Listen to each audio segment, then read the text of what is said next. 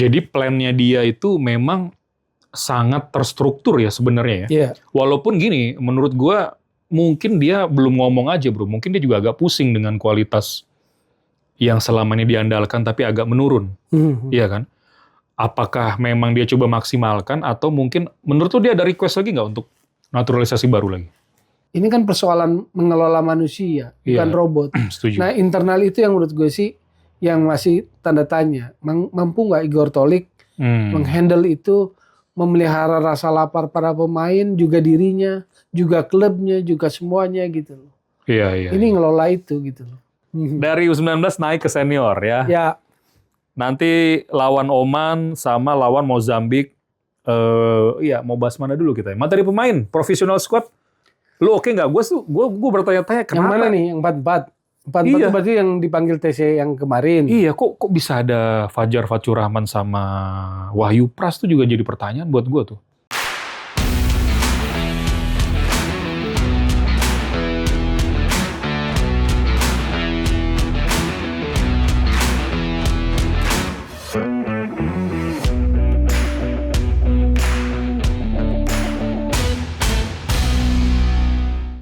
Halo guys, welcome to Head to Head ya. Akhirnya ketemu lagi kita di Head to Head. Seperti biasa gue tuh lupa kapan terakhir kali Head to Head. Dan ini edisi keberapa juga gue lupa. Yang gue inget adalah saatnya Head to Head hadir kembali. Dan karena gue mau bahas banyak timnas juga, nanti juga Persib gue mau bahas. Gue undang bintang tamu yang seperti biasa sering gue telepon dan dia selalu ready ya. Ada Tommy Welly. Oh ya bro, sehat bro? Sehat, Win. Iya, jadi kompetisi libur. Ya. Cuma gue masih sedikit penasaran sama Persib Bandung ya. Karena menurut gue, ya ini bukan masalah fenomenal hat-trick atau tripit gitu ya. Tapi masalah juga yang menurut gue bagaimana banyak kehilangan pemain dan masih bisa juara gitu loh. Di tengah ketatnya Super League. Kenapa ketat kan sampai pekan terakhir kan ya? Ya. Walaupun gue berharap musim depan oke, sampai pekan terakhir juga, tapi minimal jangan 2 tim aja. Gitu. Nah, lu lihat secara umum dulu ya bro, mungkin kita sedikit bahas Persib juga gitu ya. Iya. Musim ini, apa yang menarik yang bisa dari point of view lu gitu? Buat gue sih kematangan lah. Okay. Kematangan Persib sebagai klub besar di Indonesia. Faktor Boyan Hodak yang gue lihat. Jadi tidak semata-mata soal individu. Yeah. Karena secara persaingan kan ketat banget sama Borneo. Poin sama, hanya menang head to head gitu loh. Fenomenalnya betul fenomenal. Hat-trick, tripit gitu loh. Sulit lah di kita ini kan. Dalam sejarah sepak bola kita, terutama sejak bergulir Liga Indonesia lah ya. Profesional ya. Ya, penyatuan itu kan. Siapa sih tim yang bisa 2 kali aja jarang. Betul. Orang bilang Bali back to back, tapi kan itu nggak berurutan tahun. Iya. Karena ada COVID itu kan. 2019 ke 22. Jadi ya betul back to back Bali United, tapi tidak dalam back to back berurutan musim yang berdempetan gitu. Oke. Jadi ini 3 kali tripit. Jadi itu sesuatu yang nggak bisa kita sangkal, sesuatu yang bagus lah. Cuma sekarang ini level Persib kan udah beda. Kalau kita bicara di Super League, cara kita menganalisis, cara kita mengomentari Persib kan harusnya beda. Persib harus naikin level. Iya. Musim kemarin 16 besar Champions League 2 ya. ACL 2. Artinya mau nggak naik level lagi di Asia? Selain di Super League tentu harus tetap mau dominasi. Iya, gitu. betul. Nah, tantangannya pasti makin berat karena Persib mau hat-trick, mau tripit aja saya pikir kan banyak yang mau coba ganjal itu tidak terjadi gitu loh. Nggak bisa. Dalam tangkapan saya lihatnya begitu. Iya. Nah, jadi saya pikir sekarang pertanyaannya lebih ke Persib. Ini momentum penting buat Persib. Euforia pasti terjadi. Iya. Tapi seberapa besar pemikir-pemikir elit-elit petinggi Persib ini bisa memformulasikan situasi. Maksudnya euforia satu hal, tapi bisa nggak dia pandang visi yang lebih besar lagi untuk musim depan. Karena menurut saya Persib tripit juara musim ini bukan berarti tidak ada kekurangan. Iya, betul. Malah menurut saya sih kelihatan kekurangannya. Iya, karena kayak siapa Kang Adit ya, CEO-nya itu ya, yang juga dalam satu kutipan wawancara gue dengar juga Nggak cuma dia sih, beberapa petinggi juga bilang memang fokusnya harusnya musim depan sudah ke Asia gitu. Nah kalau oke lah kita bicara fokusnya ke Asia gitu ya. Bagian mana tuh yang menurut lo harus memang betul-betul ditambal? Mengingat bahwa Asia, kalau lu mau lolos grup lagi atau lebih jauh, let's say ke perempat final, ini lawan-lawannya nggak sembarangan. Iya. Kan gitu kan, gitu. Oke, untuk Asia kan kuncinya dari klub-klub Indonesia, Iya. termasuk Persib, itu kan injeksi pemain asing itu yang regulasi diperbolehkan. Iya, iya. Nah sekarang pertanyaannya setelah regulasi boleh 11, boleh 9 sampai di bangku cadangan 7 starter, ini kualitasnya seperti apa? Bahwa Persib juara iya, kita apresiasi iya, tapi apakah semua pemain asing yang dibeli Persib kualitasnya wahid? Menurut saya enggak. Iya, iya, setuju kalau itu. Wahid dalam pengertian sepak bola kita dan Asia lah ya. Menurut saya enggak. Barwa mungkin oke. Matrikardi oke. Putros konsisten, versatile, kuat. Tom Haye. Berginho memberikan warna karena dia satu-satunya yang punya kemampuan dribbling bagus. Iya. 1v1-nya kuat, banyak menciptakan ancaman gitu. Tapi strikernya enggak. Iya, benar. Oh, winger yang lainnya Ini kalau enggak. ngomong striker enggaknya beda. Ada nada yang gimana gitu ya guys. Enggak, karena konteksnya begini, orang lupa. Jadi kalau karena saya bukan konten kreator, enggak takut diserang, Bin. Saya memposisikan sebagai pengamat aja. Iya, gitu. iya, iya. Bahwa kalau kita pilih pemain asing, maka logikanya dia harus punya kualitas yang di atas pemain kita. Iya, Nah setuju. kalau kualitasnya tidak menunjukkan kelebihan yang signifikan, saya mempertanyakan itu gitu. Iya, iya, iya. Karena gini ya, ya ini buat sama-sama kita juga lah. Kalau kualitasnya hanya cukup sampai Super League, ya itu lagi, ke situ-situ lagi. Iya. Kita nggak merangkak naik. Iya, Meskipun menurut gua ya bro, pasti manajemen Persib sudah berpikir juga lah, mirip-mirip gimana dapat kualitas untuk compete di Asia, kan gitu kan. betul.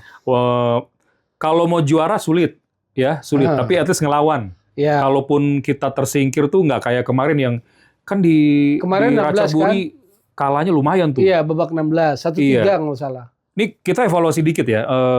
Dari cara main waktu di Thailand itu kelihatan banget loh. Memang ada jurang gap Iya, kualitas transisi kita kalah gitu ya. Nah di sini aja ada faktor pendukung penonton, kita menang 1-0 ya kalau nggak salah itu ya. di sini. Heeh. Ya, Nah Di- itu agak mendingan, tapi kita nggak bisa selalu begitu kan. Ini yang masalah level quality compete-nya gimana kan gitu Iya. kan bro ya. jadi maksud naik level misalnya gini, ACL tuh naikin target jadi perempat final. Iya, iya setuju. Super League tetap juara. Nah, pemain seperti apa yang diperlukan kan ini akan jadi catatan. Contoh paruh musim kemarin Persib menurut saya nggak berhasil memanfaatkan jendela transfer window di paruh musim dengan baik, dengan maksimal. Datangnya siapa itu striker nggak punya pengaruh besar juga, Sergio Castel. sama Kurzawa. Menurut saya sih nggak minim sekali. Kurzawa nama sisa-sisa besar, iya. nama besar gitu ya. Iya. Jadi menurut saya Persib harus memberikan evaluasi di titik itu. Oke. Selain satu pembelian sejak sekarang memikirkan siapa transfer pemain masuk asing, dia juga harus memikirkan paruh musim itu, transfer window paruh musim yang benar gitu. Iya, karena biasanya paruh musim itu kan untuk melengkapi puzzle ya, yang lagi goyang lah atau apa gitu kan. Tapi, nah sekarang yang menarik gini, yang layak dipertahankan siapa bro? Barba, Matrikardi, Oh, Putros, Oke. Berginho. Udah ya kayaknya. Tom Haye bukan asing ya, sorry. Naturalisasi. Iya.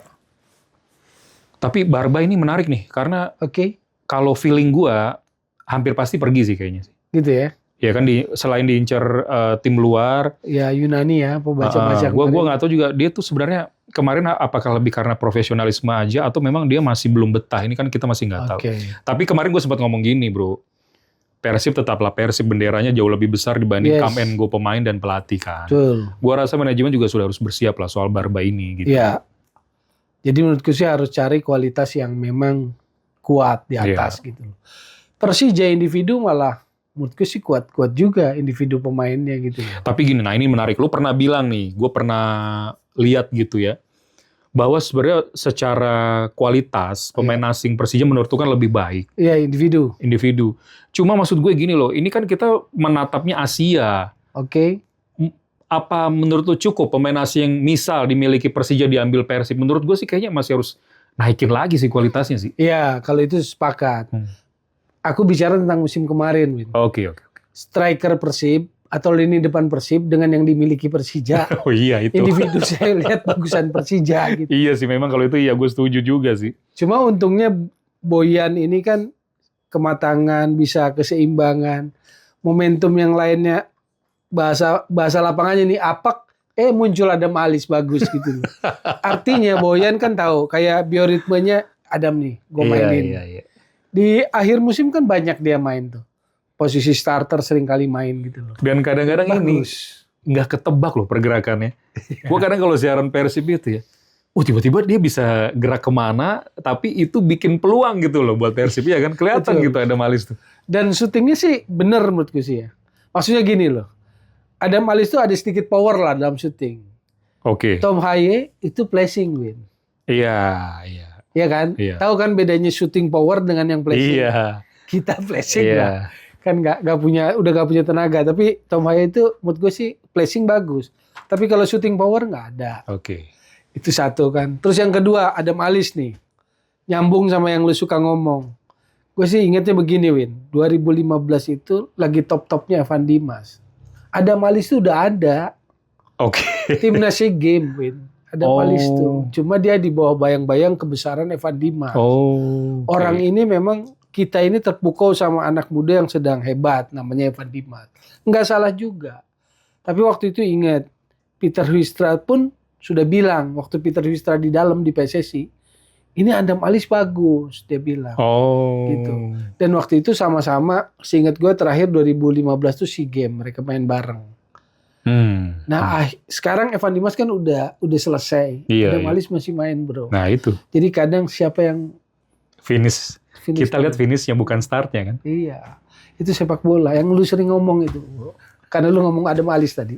Iya menarik ya. Ini tadi yang disampaikan Toel ya guys, teman-teman. Ini kan gue sering ngomong kadang di sosmed gue. Memang nggak penting garis startnya sih pemain itu. Ya garis start itu mengundang exposure, mengundang kehebohan yang kadang-kadang di sosmed yang sering kalian posting gitu ya.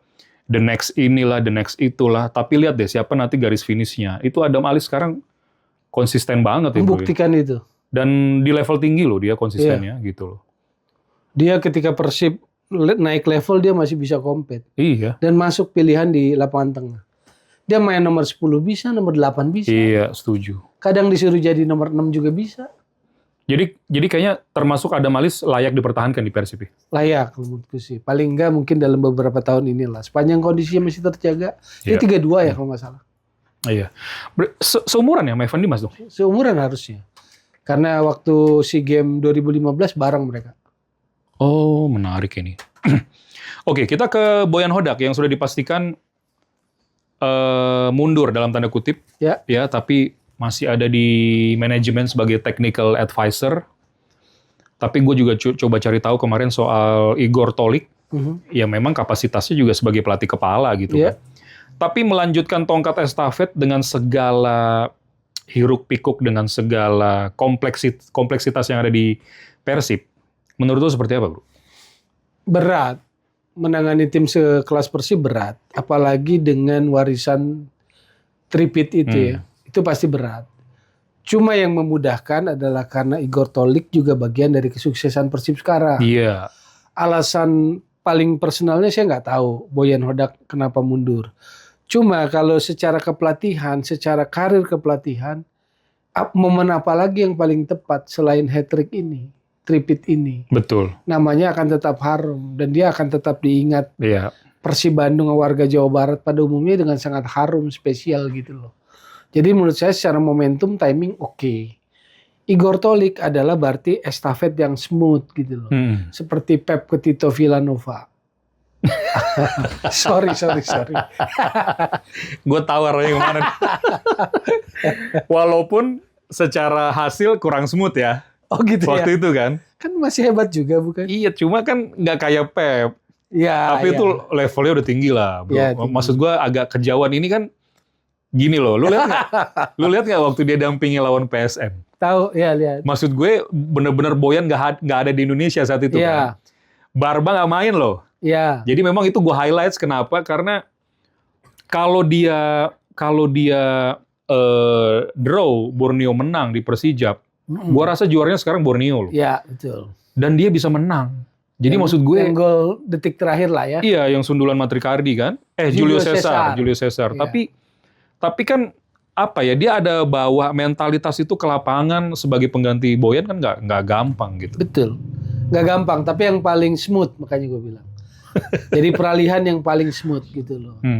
Dia pasti akan melanjutkan, meneruskan prinsip-prinsip yang sudah ada. Iya. Jadi satu hal itu kan catatannya, Win. Satu Persib, oke, lalu pemain asing, kualitas apa yang akan dibawa. Karena ini overall loh, Win ya. Bukan cuma Persib sebagai catatan pemain asing. Gue tuh agak notice yang kualitas-kualitas tuh nggak banyak. Peralta tuh notice banget gue. Karena kualitasnya hebat lah menurutku sih. Peralta, Borneo tuh bagus depan-depan. Juan Villa tuh bagus. Iya, coba terlalu bergantung akhirnya kan. Jadi kelihatan tuh pada saat dua itu dimatikan, Bergantung apa memang hebat. agak repot gitu. Kan ada beberapa match yang ketika dimatiin nih, di dalam tanda kutip ya, dijaga ketat, agak kerepotan Borneo tuh. Oke.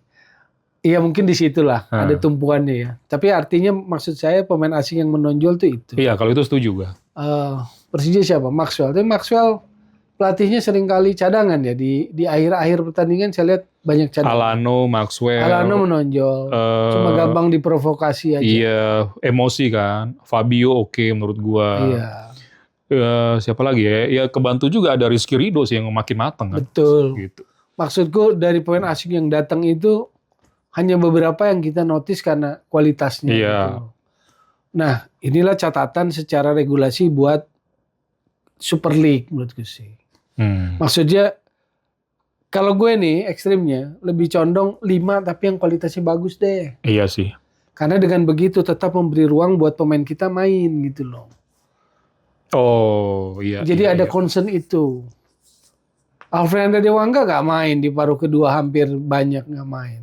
Iya. Robi Darwis kan harusnya bareng nih sama Donitri, sama Arkan Fikri, sama Raihan Hanan. Mereka dipanggil yang TC Timnas, Robi Darwis Persib enggak, karena nggak dapat jam main yang cukup. Iya, betul. Gitu loh. Poin gue di situ gitu loh. Kenapa menurut gue regulasi itu perlu dievaluasi, perlu di-highlight, perlu dielaborasi. Karena nggak semua pemain asing itu bagus. Iya. Jadi memang bagaimana regulasi itu dibuat sedemikian rupa, selain juga bisa pemain lokal dapat jam main dan juga kualitas dibenerin ya, kualitas pemain asing ya. Betul. Sebenarnya Kita bisa aja paham kalau misalnya begitu alasan ya. dibalik itu ingin mendongkrak prestasi klub kita yang main di Asia. Oke, kita paham itu. Tapi fakta yang terjadi sepanjang musim ini dengan 11 dilonggarkan itu kan nggak semua kualitas. Iya benar sih. Ada beberapa yang menurut gue sembarangan juga. Maksudnya gini, kualitasnya ternyata sama pemain lokal kita ya nggak jauh-jauh beda gitu. Itu maksud gue. Ya gue ngerti sih, gue paham sih. Oke juga itu sebenarnya kalau bisa dijalanin. Iya, daripada sekian banyak tapi yang datang kelasnya C dan D, mendingan ambil 5 tapi yang datang kelas B gitu loh. Atau maksimal 7 yang main 5. Tapi betul-betul kualitasnya top tier Asia gitu. Jadi kan. tujuan mendongkrak performa tim yang main di Asia kompetitif level di lokal Iya. Tapi kemudian pemain lokal kita juga masih punya kesempatan bermain gitu. Iya, walaupun gini ya, secara kontekstual liga profesional itu kan memang nggak ada batasan harusnya. Paham ya. Gitu kan. Iya. Tapi ya masalahnya di negara-negara yang nggak ada batasan itu, masalahnya kualitas pemain asingnya bagus, gitu kan? Iya, gue ngerti sih. Nah ini yang harus dibenahin nih, benar. Oke. Jadi kaitan antara bicara Persib, kualitas Boyan Hoda, kualitas pemain asing, larinya nanti ke situ maksud gue. Iya. Memang betul-betul itu kalau kualitas bagus menginfluence pemain lokal juga kan gitu ya. Oke. Terakhir soal Persib. Iya. Dengan sudah pasti Igor Tolik, yang dimana manajemen sekarang berpikir sudah mindsetnya ke Asia, menurut lu akan sejauh mana bro, Igor Tolik ini? Di Asia atau di Asia dan di Super League? Menurut gua berat. Di Asia? Di Asia dan di lokal di Super League juga berat. Oh gitu ya? Berat. Karena warisan tiga gelar juara berturut-turut in a row, three-peat hat-trick ini berat. Berat, tantangan yang berat. Tim-tim lain itu tidak akan memberi mudah buat Persib. Iya, betul, setuju. Lalu kaitan-kaitan misalnya mulai terdengar bahwa musim depan adalah bertepatan 500 tahun Persija, itu kan faktor lain. Oke. Yang juga bisa membuat Persija menjadi kekuatan yang bagaimana nanti. Yang menjadi lebih mengancam Persib misalnya. Belum Persebaya juga pengen jadi juara juga, kali udah lama Persebaya nggak jadi juara. Iya, Dewa, Iya. Borneo, Malut. Betul. Cuma kalau Malut, contoh kayak kemarin kalah 7-1 di partai akhir kayak tenis kan nggak cocok. Ini yang nonton banyak kemarin lo nanya Bang, itu dibahas dong. 7-1 menurut lo gimana tuh bro? Iya makanya kan. Lalu orang masih ribut head to head dan selisih gol. Disitulah filosofi aturan itu gitu loh. Aturan head to head dikedepankan itu adalah supaya mencegah itu kan. Iya, supaya setiap tim selalu ingin menang dari lawan siapapun. Yes. Supaya ketika dalam ada apa istilahnya head to head itu ketika nilai sama maka faktor itu yang akan menentukan. Iya. Setuju. Tapi kalau selisih gol yang ditentukan, nah ini di ujung-ujung bisa terjadi macam-macam. Agak rentan lah. Iya, skor 7-1. Coba balikin ke yang awal tadi regulasi pemain asing. Sama-sama udah dibekali 11 asing atau 9 atau 7. Kok bisa skornya 7-1 kan udah gak masuk akal. Logikanya gitu loh. Kalau selisih gol dengan PSBS Biak yang lempar handuk sebelum selesai, itu kan makin rawan. Betul. Udah pasti yang di paruh kedua lawan Biak dapat gol banyak, kurang lebih. Jadi memang misalnya sisa 6-7 pekan kompetisi selesai. Sudah ada 2 yang dipastikan degradasi. Nah itu masih ketemu misalnya tuh calon juara. Ya ini kan yang rawan kan. Iya betul. Makanya head to head lah yang paling baik gitu kan. Gitu. Itu filosofinya. Iya. Regulasi itu pasti ada filosofi argumen sepak bolanya. Balik lagi ke soal Igor Tolik ya bro ya. Kalau gue ngelihatnya, nanti lu kasih alasan lah. Pandangan gue adalah Persib masih sulit dalam hal digeser sih, karena ini psikologis ya. Lu berlaga di Asia dengan pemain yang misalnya dapat yang cukup oke, meskipun let's say sampai perempat final lah, dia tersingkir. Karena dia terbiasa ketemu kualitas lawan di Asia yang kuat, balik lagi ketika tersingkir. Menurut gua ada sedikit itu lebih mudah untuk menghadapi lawan-lawan di Super League gitu. Dan itu yang terjadi musim ini kan. Padahal pemain asingnya juga sebenarnya kan depannya ya kayak yang lu bilang dalam tanda kutip bapuk lah gitu kan. Tapi bisa juara karena memang sistemnya Boyan. Dan memang mungkin ada mentalitas yang beda karena gue pernah lawan lebih sulit kok di Asia gitu loh bro. Oke, faktor mentalitas, kepercayaan diri, soal level kompetisi yang dijalani betul. Itu yang menurut lu bahwa Igor Tolik akan lebih tetap artinya sulit digeser di lokal. Sebenarnya bukan Igor Tolik, Persibnya. Ya, Persibnya. Kayaknya masih agak sulit deh. Maksudnya dia mungkin bisa 1-2 lagi gitu. Sepakat soal itu sih. Cuma menurutku sih tantangan Igor Tolik lebih kepada internal. Need for achievement-nya tim ini akan sama nggak? Iya. Kalau rahasia kesuksesannya adalah seperti kita menghitung urut angka 1, 2, 3, 4, 5, 6, 7, 8, 9, 10. Dia akan melakukan yang sama nggak? Kebanyakan tim yang nggak punya mentalitas, nggak punya sistem, nggak punya struktur bagus itu kan itu. Kesuksesan itu dia lupa lagi ngulang urutannya gitu loh. Atau bahasa ininya tetap haus gelar, haus kemenangan. Nah ini yang membuat Sir Alex Ferguson kan legend ya. Kayak nggak bosen-bosennya juara gitu loh. Nah kayak gitu kan nggak gampang. Ini kan persoalan mengelola manusia, bukan robot. Nah internal itu yang menurut gue sih yang masih tanda tanya. Mampu nggak Igor Tolik menghandle itu, memelihara rasa lapar para pemain, juga dirinya, juga klubnya, juga semuanya gitu loh. Ini ngelola itu gitu loh. Iya, gue penasaran sih.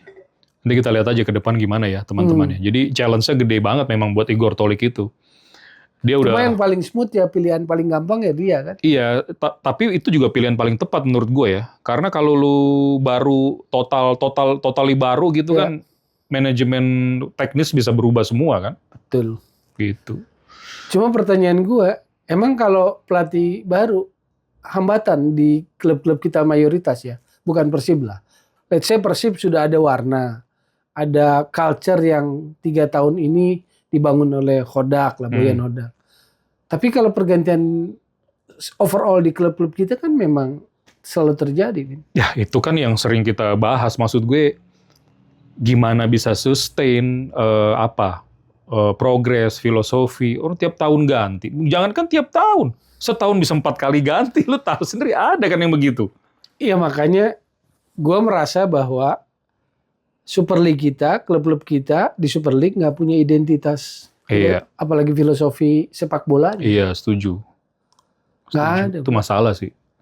Maksudnya gini loh, kita terpana silau sama Barcelona Madrid, Atletico Madrid, kita masih bisa lihat Bilbao yang mendapat sesuatu gitu loh. Oh dia kantera, dia mengandalkan pembinaan usia muda, dia nggak pakai pemain asing. Kantera and Socios adalah kekuatan kami. Pembinaan usia muda dan pendukung adalah kekuatan kami.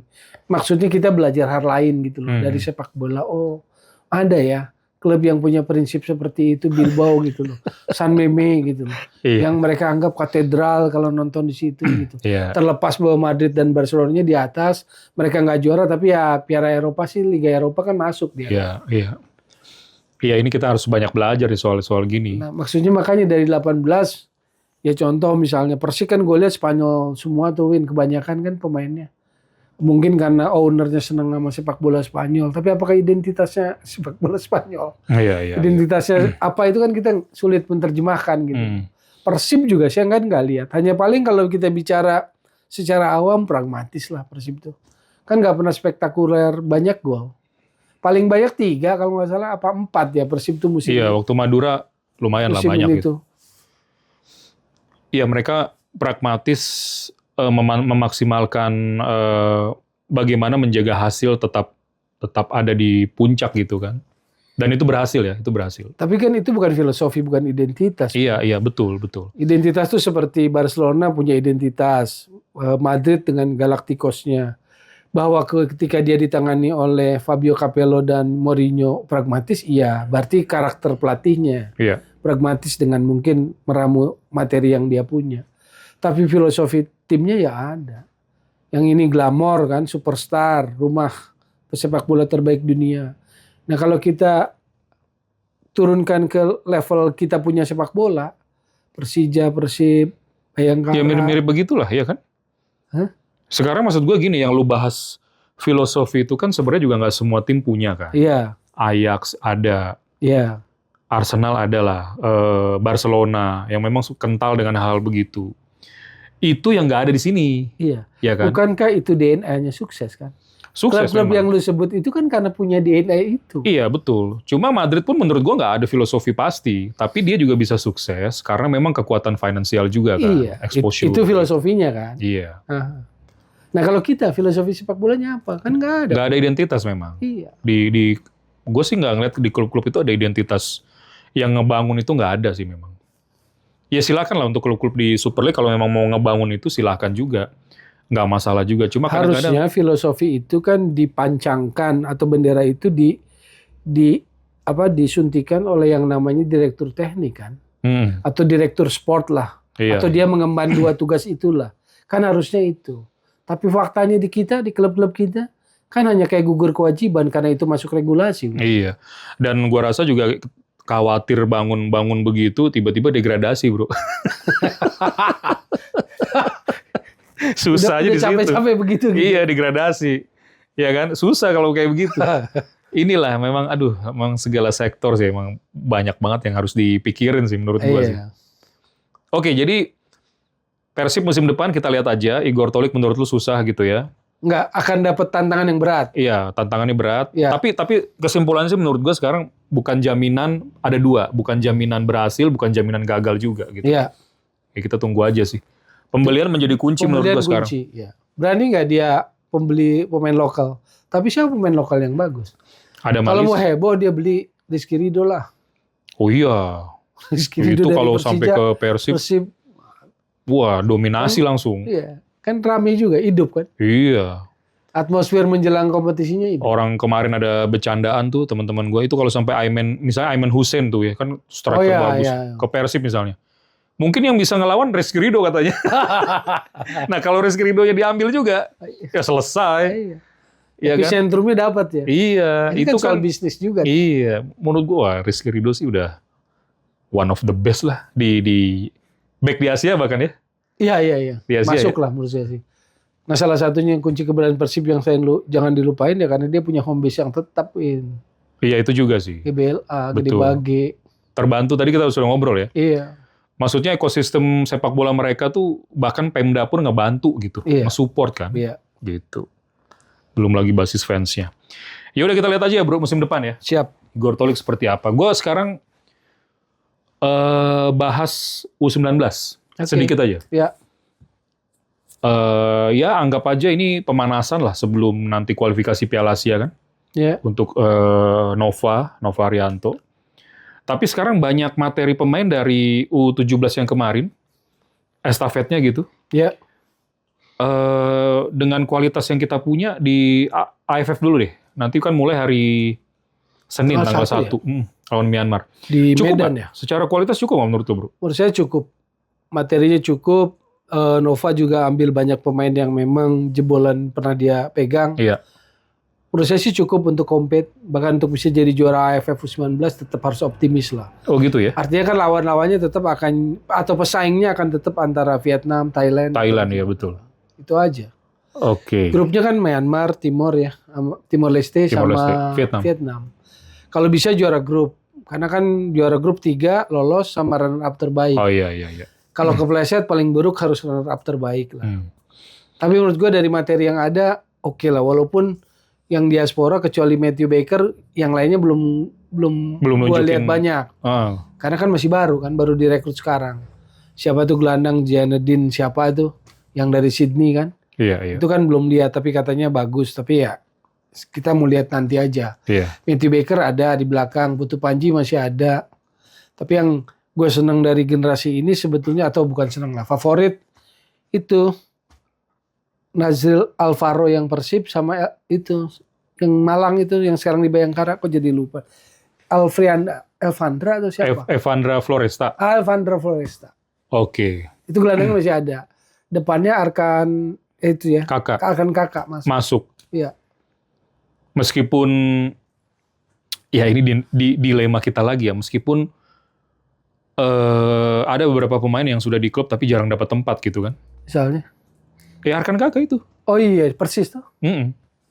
Sulit lah maksud gue untuk compete gimana kalau nggak dapat jam main gitu ya. Tapi mudah-mudahan aja kadang-kadang maksud gue gini, kadang-kadang mentalitasnya juga beda karena udah main di senior kan. Jadi begitu main di usianya dia agak lebih pede gitu. Makanya kita sambut baik gelaran Piala Indonesia yang katanya akan digelar musim Iya, setuju. yang regulasi asingnya jadi 3. Iya. Artinya semoga kesempatan pemain lokal kita untuk dapat jam terbang makin matang di Iya, situ. setuju. Belum rilis ya jadwalnya, kapan ya? Belum rilis, tapi musim ini kan, I-League sudah ngomong itu kan.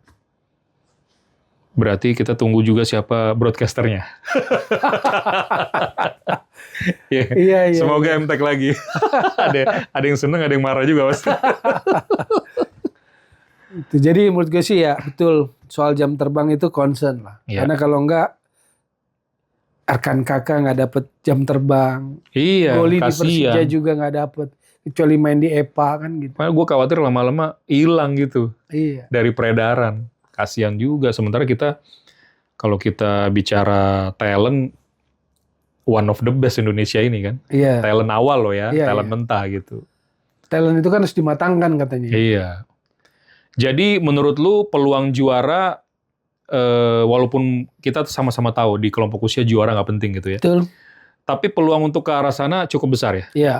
Oke. Keharusnya cukup besar untuk kemudian lolos ke Piala Asianya kan. Iya. Iya. Main di Medan lah. Ya kita nggak tahu Medan cocok nggak nih. Bang Kan Sumut. biasanya kelompok usia bisa mainnya di Jawa Timur tuh. Kalau episode-episode Oh, kemarin iya, gitu iya. kan. Sekarang kan di Iya. Sumatera Utara. Ternyata nggak ngaruh juga. Hah? Nggak ngaruh kemarin waktu ditaruh di Jawa Timur terus juga nggak ngaruh kan. Memang ada rekor bagus, tapi Iya, kan iya. nggak selalu kan. Nggak selalu karena generasi berbeda ya. Iya, jadi biar kita juga paham bahwa apa sih istilahnya, ya sejarah berulang itu kebetulan juga, nggak bisa Iya. jadi acuan gitu loh maksud gua. Ini kan netizen harus paham gitu. Iya. Termasuk pelatih yang seneng kesana mulu. Paham Bro. maksudnya gue. Oke, dari U19 naik ke senior ya. Ya, Nanti lawan Oman sama lawan Mozambik. Iya, mau bahas mana dulu kita? Materi pemain, profesional squad. Lu oke nggak? Gue bertanya-tanya yang kenapa? mana nih? Yang 44. 44 Iya. itu berarti yang dipanggil TC yang kemarin. Iya, kok bisa ada Fajar Fatur Rahman sama Wahyu Pras tuh juga jadi pertanyaan buat gue tuh. Karena jarang inti gitu.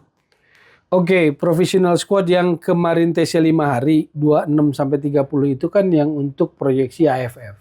Yang barusan juga nih, yang sekarang lagi latihan. Iya, yang sekarang lagi latihan. Itu kan proyeksi AFF. Karena AFF akan mayoritas yang main di kompetisi domestik. Nah, dia baru serap itu tuh. Yang Wahyu Pras, Fajar Fatur Rahman, lalu siapa itu yang Buffon itu yang Iya, Alvarezi Buffon. Alvarezi Buffon masuk gitu loh. Ya gue sih oke lah ya. Silakan aja. Satu hal positifnya gue nangkep bahwa John Herdman memantau liga.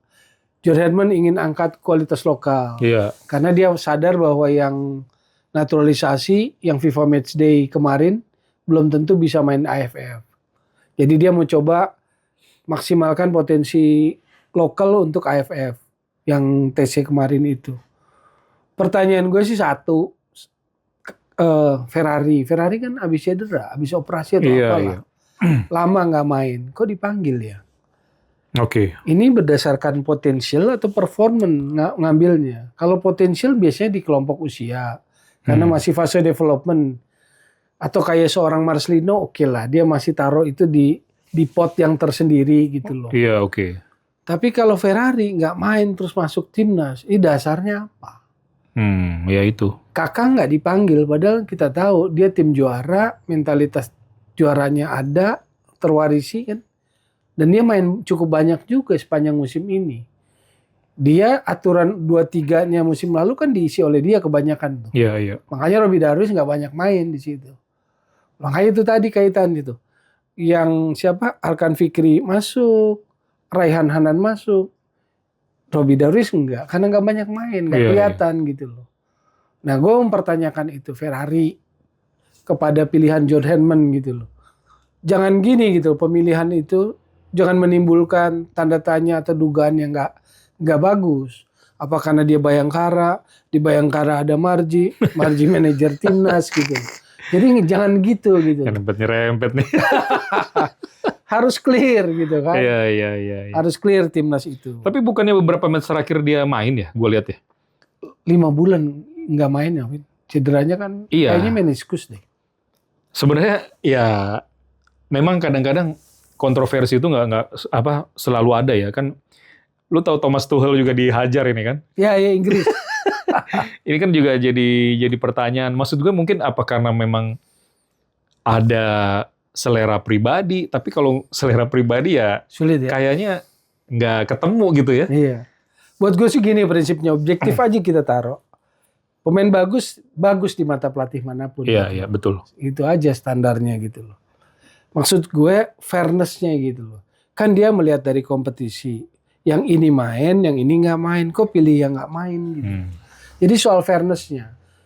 Karena secara overall, gue sih seneng ya. Cara dia konsepnya itu tergambar. Gagasannya kegambar. Iya, betul. Waktu dia diwawancarai, dia clear menjelaskan. Yang ini dia mau mencari pemain potensial yang akan dia proyeksikan AFF.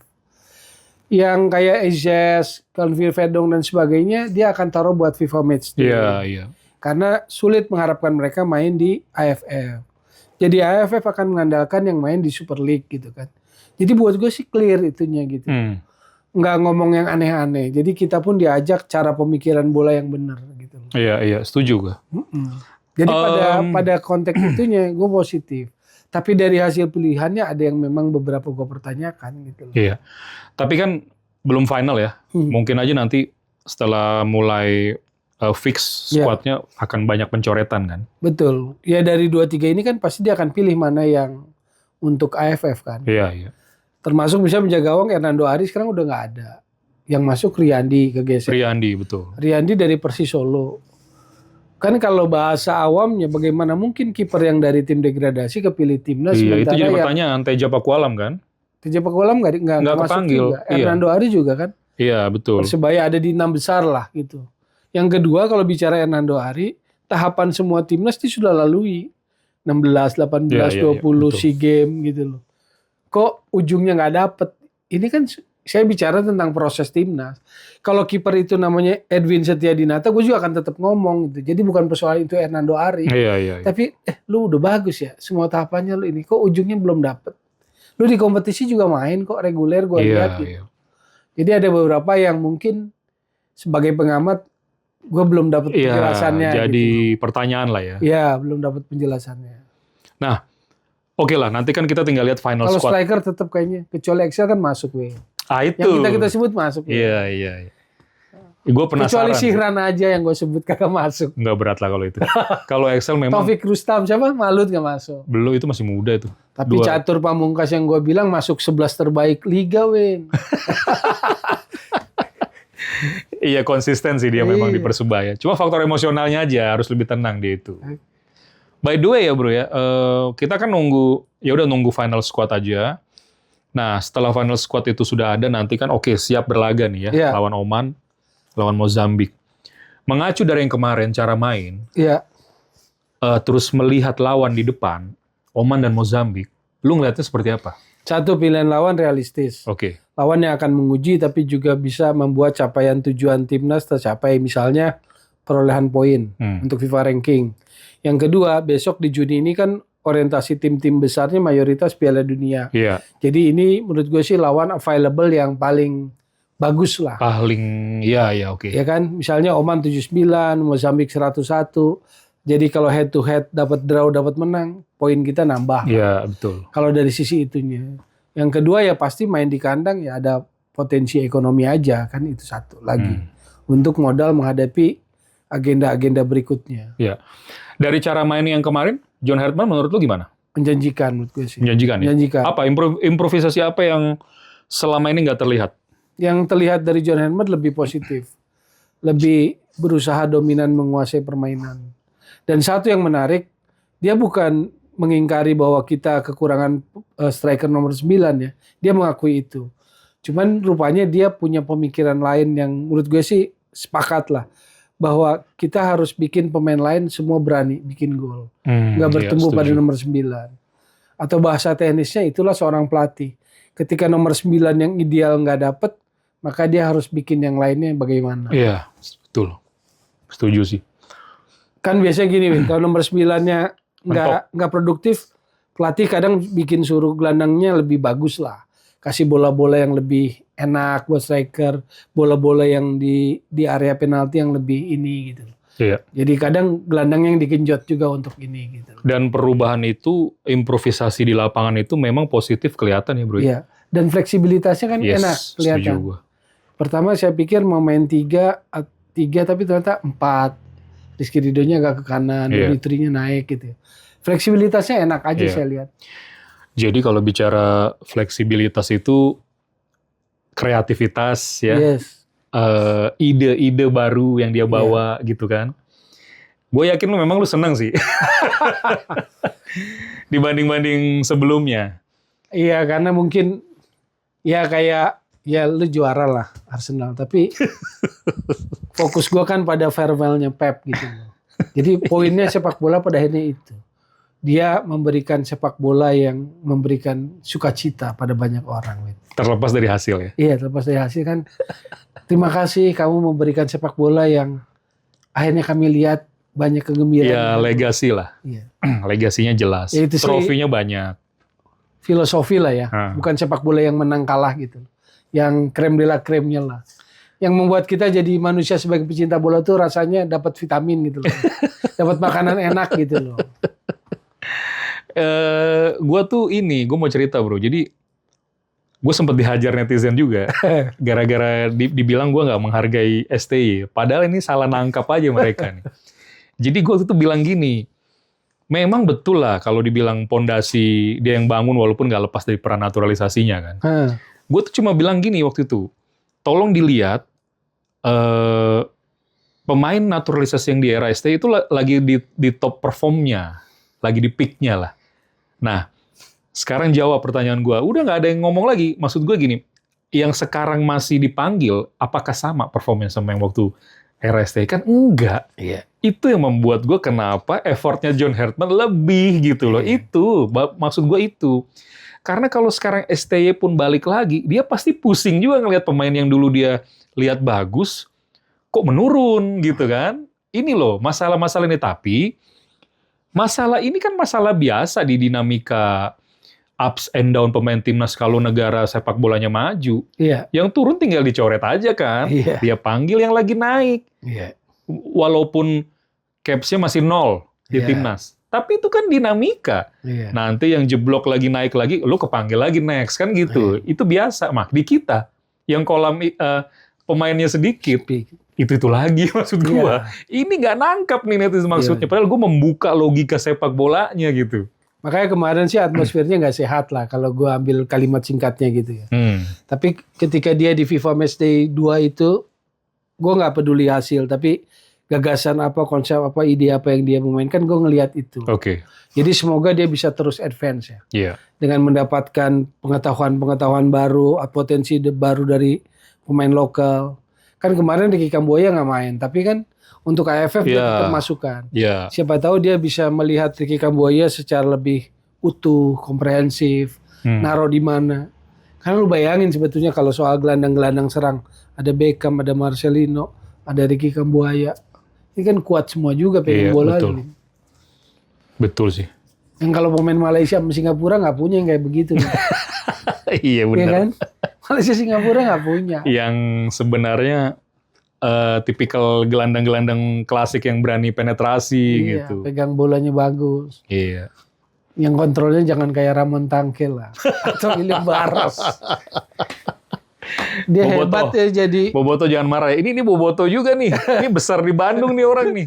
Ya tapi menurut gua beberapa Boboto itu juga lumayan deh. Tapi gue salut sama lo jadi host. Kenapa? Melihat pemain asing terus hilang bola atau gimana, sabar lo ya. Mancing-mancing mulu dia nih.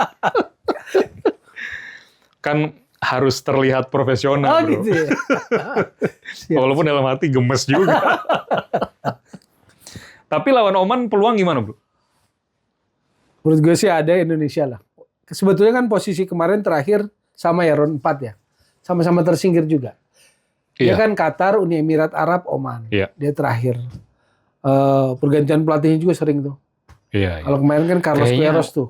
Itu sih cuma angka sih. Kalau lawan Oman tuh menurut gua dia lebih tinggi tapi lebih ke angka aja ya. Iya. Menurut gua sih kita kayaknya bisa ya. Bisa. 60-40, 55-45 presentasinya. Oke. Artinya gue mau bilang bahwa positioning kemarin mendarat pun sama. Atau berakhir finishnya di kualifikasi round 4. Iya. Kedua, kalau misalnya dia lihat skor terakhir kalah sama Arabnya 1-2. Sama Qatar draw misalnya. Iya. Rame lah dia. Dia kalah sama Uni Emirat Arab aja kan kemarin 1-2. Jadi game yang rame, game yang akan menguji John Hartman.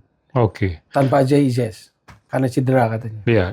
Mozambik rasanya sih harusnya bisa lah ya. Kalau Mozambik ya di atas kertas ya. Ya, harusnya bisa. Mozambik.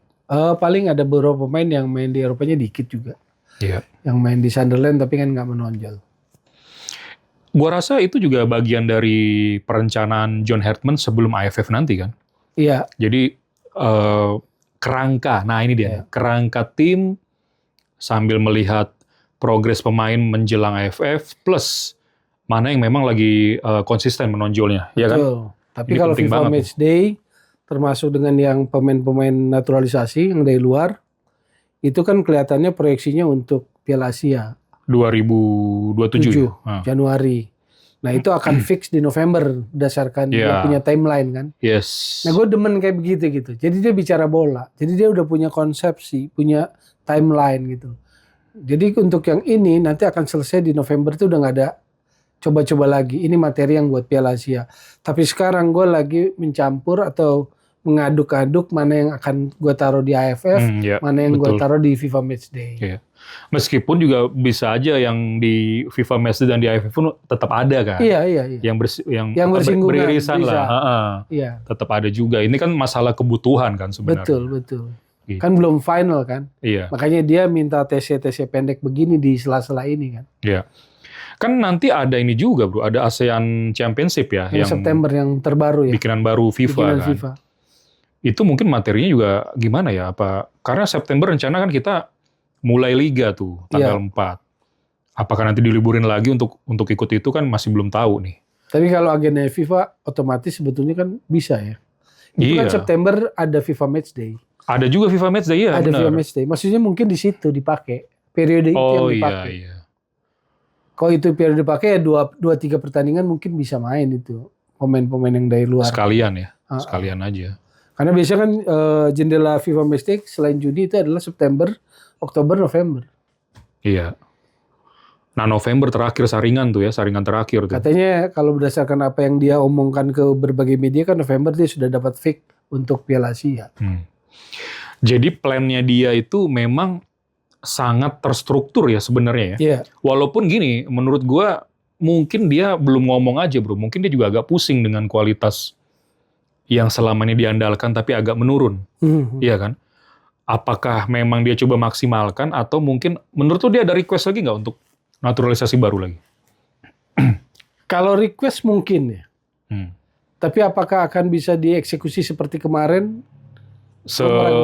Semasif itu maksudnya? Iya. Iya sih. Gue agak ragu kalau itu. Kalau request mungkin. Tapi tipikalnya juga kelihatannya nggak mengeluhkan situasi itu ya. Nah, bukan itu. seseorang yang suka mengeluhkan situasi itu. Ya itu maksud gue plus point juga. Iya. Oke. Contoh misalnya bek kiri nih, ketika Dean Jamesnya nggak bisa situasional, antara Nathan Chuaon dan Donitri dia berani pilih Donitri. Iya. Clear maksud gue gitu. Yes. Pilihannya sepak bola gitu loh. Jadi opportunity sih menurut gue sih pelatih ini buat pemain-pemain kita untuk show up gitu loh. Iya. Gue siap, gue berani bersaing gitu. Iya, jadi berani memaksimalkan yang availability-nya yang sekarang gitu kan. Iya. Oke. Ada peluang nggak kita untuk pertama kali juara AFF? Ada bro, harus bro. AFF harus lah. Pecah telur dulu lah ya. Iya, karena itu juga kalau buat John Henry akan sejarah dong, pelatih yang pertama kali bawa sejak 96 kan. Iya betul. AFF besok ini 30 tahun AFF. Edisi ke-16. Itu gue udah nonton tuh 96 tuh. Gila. Iya 96 kita nonton. Cuma kan kita pernah 3 kali berturut-turut final tuh. 2000, 2002, 2004. Nah, 2004?